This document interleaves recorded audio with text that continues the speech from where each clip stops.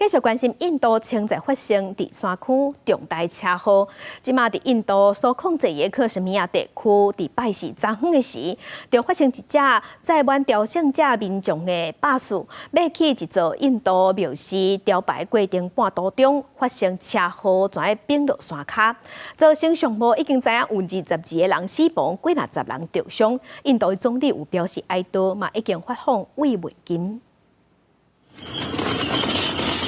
受伤乘客一直送入去病院接受治疗。印度北部克什米尔地区查谟3日发生一个山区重大车祸，一台载满朝圣者巴士驶在高速公路发生对角意外，造成严重死伤。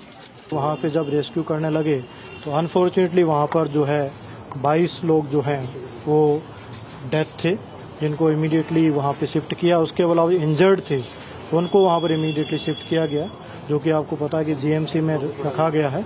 इनकी proper care की जा रही है। इसमें सभी लोगों को स्टेबल किया जा रहा है। तो बच्चे भी हैं इसमें, लेडीज भी है। यहाँ पर जो 60 लोग एडमिट है।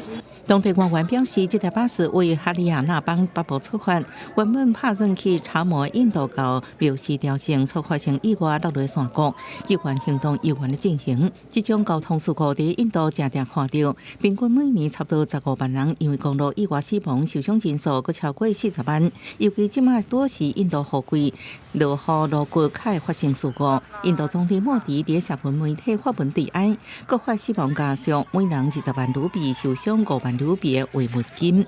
公司新闻，陈伟林报道。